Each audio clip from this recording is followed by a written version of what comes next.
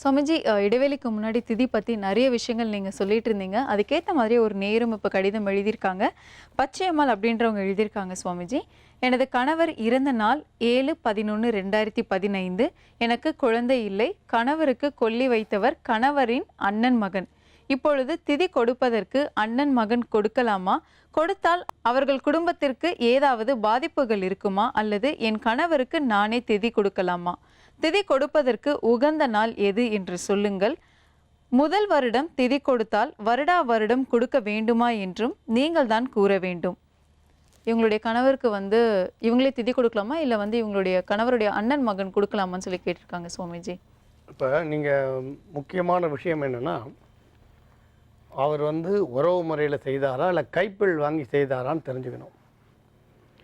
இப்போ நிறைய இடங்களில் பார்த்தீங்கன்னா, உறவுகள் ஏதோ வருவா, அந்த நேரத்தில் கை கொடுத்துட்டு போயிடுவா.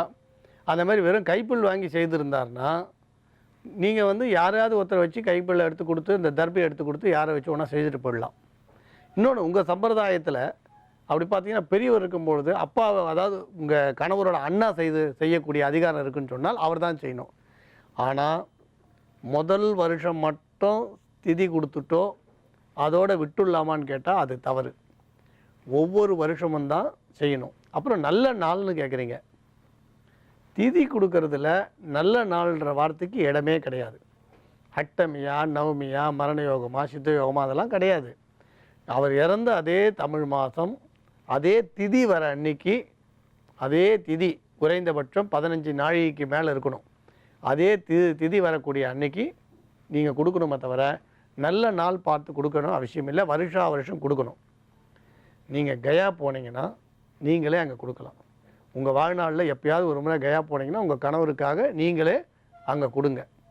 ஆனால் இதில் பல பேர் பல கருத்து சொல்லலாம். முக்கியமாக சொல்கிறது, சீதாதேவி கயாவில் தசரத மகாராஜாவுக்கு மாமனாருக்கு சிரார்த்தம் கொடுத்ததா அங்கே ஐதீகம். ராமலக்ஷ்மணர் வனத்துக்கு போயிருக்கும்பொழுது, திரவியங்கள் சேகரிக்க போகும்பொழுது சீதாதேவி தனியாக உட்காந்துட்டு காத்துட்ருக்கா வரட்டோன்னு. அப்போ தசரத மகாராஜா வந்துட்டார். அந்த காலத்தில் சொரூபத்தோடு வருவாள். அப்படி வந்த உடனே அங்கே இருந்த மாவை எடுத்து வச்சு 2 பூ வச்சு அப்படியே அந்த இடத்த அவர் பசின்னு சொல்லி கேட்டவுடனே கொடுத்துட்டார். சாப்பிட்டுட்டு சந்தோஷம்னு சொல்லிட்டு அவர் கிளம்பிட்டார். திதி கொடுத்த புண்ணியம் கிடச்சிருத்து சீதைக்கு. அப்புறம் ராமலக்ஷ்மணர் வர, அப்புறம் அந்த பசு அக்னிவெல்லாம் சாட்சி சொன்ன கதையெல்லாம் வருது. இல்லைன்னு சொன்னது, அதுக்கப்புறம் அரசமரம் சாட்சி சொன்னது, இதெல்லாம் வருது. அதனால் கயாவில் போனால் நீங்களே அங்கே இருக்கிற ஒரு அந்த கயாவாளி பிராமணாளுக்கு சாப்பாடு போட்டு கொடுத்துட்டு வாங்க, அது தப்பு இல்லை. ஆனால் வருடா வருடம் திதி கொடுக்க வேண்டியது அவசியம். வாரிசு இல்லைன்ற காரணத்தால் நீங்கள் தட்டி கழிக்க முடியாது. ஆனால் ஒரே ஒரு விஷயம் என்ன, இந்த ஒரு வருஷம் முடியலன்னா பாகவதம் படிங்க, சப்தாகம் படிங்க, ரொம்ப விசேஷம். நாராயண பலி சம்ஸ்காரம்னு இருக்குது, அது ஐயர் கேட்டு நீங்கள் பண்ணுங்கள். நாராயண பலி சம்ஸ்காரமும் சப்தாகம் பாராயணம் படிக்கிறதும் ரொம்ப விசேஷம். ஜீ தமிழ் தொலைக்காட்சி நேயர்களுக்கு வணக்கம். ஒளிமயமான எதிர்காலம் நிகழ்ச்சி மூலமா ஓம்காரம் பகுதியில் சந்திக்கிறதுல சந்தோஷம். உங்களுடைய வாழ்க்கையில் ஏற்படும் பிரச்சனைகளுக்கு தீர்வு காணவும், மென்மேலும் வளர்ச்சி பெறவும், ஜாதக ரீதியான சந்தேகங்களுக்கு விடை காணவும் யோக ஆஞ்சநேயர் சக்தி பீடம், அனுமன் உபாசகர் ஜோதிட சிம்மம், திருவல்லிக்கேணி சுவாமி கண்ணன் பட்டாச்சாரியா சப்தரிஷி வாக்கியம் மூலம் உங்களுடைய பிரச்சனைகளுக்கு தீர்வு சொல்லுவார். வணக்கம் சுவாமிஜி. நாராயண். சுவாமிஜி, இன்றைய தினம் எப்படி இருக்கு? என்னென்ன பூஜைகள் நம்ம செய்யலாம்? என்னென்ன ஆன்மீக குறிப்புகள் இருக்குன்னு சொல்லுங்க சுவாமிஜி.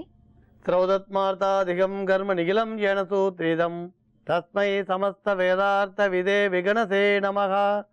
வக்ரதுண்ட மகாகாயா சூரியகோடி சமப்பிரபா நிர்விக்னம் குருமே தேவா சர்வகாரேஷு சர்வதா. யோக பட்டன பத்தாங்கம் திரிநேத்திரம் சாந்த விக்கிரகம் யாயே சமஸ்த தோஷக்னம் வாதாத்மஜ மகள் மஷம் கிருஷ்ணம் வந்தே ஜெகத்குரு. ஜெயந்தி மங்களாகாளி பத்ரகாளி கபாலினி துர்காஷமா சிவாதாத்ரி சுவாகாசுதா நமோஸ்துதே. குரு பிரம்மா குரு விஷ்ணு குருதேவோ மகேஸ்வரः குரு சாட்சாத் பரம்பிரம்மா தஸ்மை ஸ்ரீ குரவே நமக. அஸ்மத் குருபியோ நமக விகனச மகா குரவே நமக.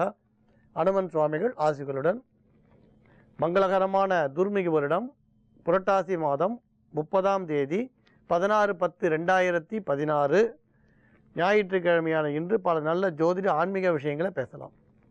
சில நேரங்களில் நம்ம மகான்கள், பெரியோர்கள், சித் புருஷர்கள், அவதார புருஷர்கள், ஆச்சாரிய புருஷர்கள் சில சட்ட விதிகளை தர்மங்களை மீறின மாதிரி தெரிஞ்சால் கூட அதில் இருக்கக்கூடிய ஒரு ஆழமான கருத்தை நம்ம பார்க்க வேண்டியது அவசியம்.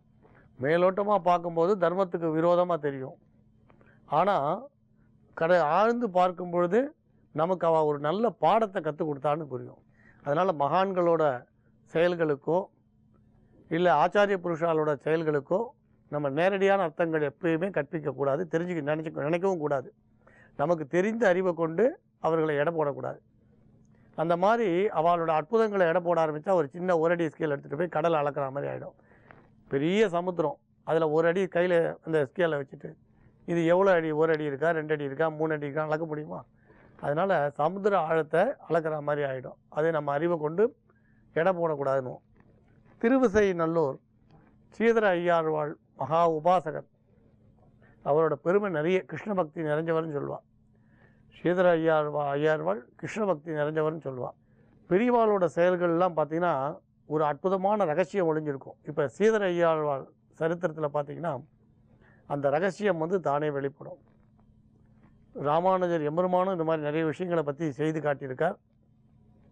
இதில் ஒரு சமயம் பார்த்திங்கன்னா ஸ்ரீதர ஐயாழ்வாள் ஆற்றுல திதி, முன்னோர்களுக்கு சிரார்த்தம் திதி வந்தது. பொதுவாக பார்த்திங்கன்னா இந்த திதியில் நிறைய பேரோட சம்பிரதாயங்கள் கொஞ்சம் கொஞ்சம் மாறும். இப்போ இவர் பிராமணர், அதனால் பிரம்மா விஷ்ணு ருத்ரா அவளுக்கெல்லாம் இலை போட்டு, உங்களுக்கு விஸ்வேதேவர்னு சொல்லுவா அவளுக்கு இலை போட்டு பித்ருக்களுக்கெல்லாம் பிரீத்தி பண்ணுறதுக்கு திதியை கொடுக்குறார். அதுக்கு எல்லாம் சரி பண்ணி வச்சுருக்கார்.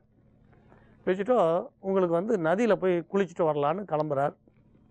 வரும்பொழுது ரொம்ப அழுக்கு வஸ்திரம் கட்டி மற்றவர்களால் பார்க்க சகிக்க முடியாத ஒரு மனுஷன், பசின்னு சொல்லி துடிச்சிட்ருக்கார். இவருக்கு பார்த்த உடனே மனம் பதைக்கிறது. நம்மெல்லாம் உடம்புல கொஞ்சம் அழுக்குள்ளவாளை பார்த்தாலே 2 அடி நகர்ந்து போவோம். ஆனால் இவரை பாருங்கள், பரமேஸ்வரனாக தெரிஞ்சாராம். உடனே அவர் கண்ணுக்கு மட்டும் பரமேஸ்வரனாக தெரிகிறார். அடடா, நம்மளை சோதிக்க தான் இப்படி சுவாமி நமக்கு இப்படி ஒரு சோதனையை கொடுத்துருக்கார். இவர் பரமேஸ்வரனாகவே இருக்கணும். பாருங்கள், பச்சை கண்ணாடி போட்டவளுக்கு பச்சையாக தெரியும். அது அவளோட அந்த நோக்கம் ஆன்மீகமாக இருந்ததுனால ஆன்மீகமாகவே தெரியுது. நம்ம கருப்பு கண்ணாடி போட்டிருக்கோம், எல்லாம் கருப்பாக தான் நமக்கு தெரியும். உடனே பார்த்தார், சரி இவர் பரமேஸ்வர அம்சம்னு வீட்டுக்கு கூட்டிகிட்டு போய் கை காலால் ஜலம் கொடுத்து தலைவாழை இலை போட்டு உள்ளே பண்ணி வச்சுருந்தாலே பட்சணங்கள் அத்தனை போட்டு சாப்பாடெல்லாம் விருந்தெல்லாம் போட்டு பிரமாதமாக பண்ணிட்டார். பண்ண உடனே அந்த இலையில் உட்காரத்துக்காக இருக்க வேண்டிய அந்த அந்தணர்கள் இருக்கா இல்லையா, அவள் எல்லாம் வந்தா.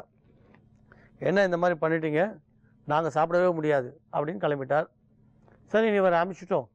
பிரம்மா விஷ்ணு ருத்ரருக்கு இலை போட்டு பிரார்த்தனை பண்ணார். அடடா, என் முன்னோர்களுக்கெல்லாம் பெரியோர்களுக்கெல்லாம் எப்படி சிராதம் பண்ண போகிறேன்னு தெரியலையே, இவெல்லாம் கிளம்பி போயிட்டா தனிமரமாக இருக்குனே, தனிமரம் தோப்பாகாது, யார் சாப்பிடுவா இதெல்லாம் அப்படின்னோடனே பிரம்மா விஷ்ணு சிவபெருமான் 3 பேருமே அந்த இலையில் உட்காந்து சாப்பிட்டாலாம்.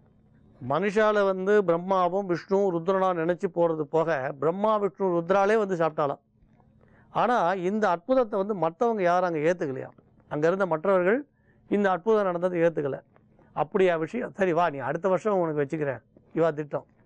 அதேமாரி அடுத்த வருஷம் வந்தது. இவர் வழக்கம் போல் எல்லோரும் வாங்கன்னு கூப்பிட்டா. அவளை எல்லோரும் வந்தா கிளம்பி வந்துட்டோம். போன வருஷம் சிரார்த்தத்தில் பெரிய பிழை பண்ணிட்டப்பா, அந்த பிழையை சுவாமி நீ மாற்றிக்கணும். சரி நான் என்ன பண்ணோன்னா, நீ போய் கங்கையில் போயிட்டோம் குளிச்சுட்டு வந்துடும், நீ கங்கையில் போய் ஸ்நானம் பண்ணிட்டு வந்துடணும். உடனே இவர் நமக்கு தெரியல, இப்போ கூட நம்ம வீட்டில் ஏதாவது சுபகாரியம் பண்ணால் ஒரு ஜலத்தில் வச்சுட்டோம், கங்கை செய்யமின சைவ கோதாவரி சரஸ்வதிலாம் சொல்லி கங்கை வந்ததாக அதிகமாக நினைப்போம். சரி அவரும் சொன்னாரா, கங்கையை நினச்சி நான் குளிச்சுட்றேன்னு தான். அதே மாதிரி தான் கங்கையை நினச்சி நான் ஸ்நானம் பண்ணிடுறேன், குளிச்சுட்டு வரேன்னு தான். கங்கையை நினச்சி குளித்தா எப்படி பலன் கிடைக்கும், கங்கையே வந்தால் தானே பலன் கிடைக்கும். நீ இப்போ போய் கங்கையில் குளிக்க முடியுமா, இல்லை கங்கை இங்கே வருமானு கேட்டாலாம். நீ போய் கங்கையில் குளிக்க முடியுமா, இல்லை கங்கை இங்கே வருமா? ஆனால் இப்போ இந்த வார்த்தையை கேட்டுருந்தால் நம்ம நிரூபிச்சுட்டு போயிடலாம். ஏன்னு கேட்டிங்கன்னா, கங்கை தண்ணி நிறைய இப்போ வெளியிலேயே அங்கேருந்துலாம் வருது விற்கிறான்றோம். ஃப்ளைட்டில் போனீங்கன்னா கார்த்தால நீங்கள் 4 மணிக்கு போனால் கூட குளிச்சுட்டு 10 மணிக்கு கூட ரிட்டர்ன் வர முடியும், அவ்வளோ வழி வந்துடுது.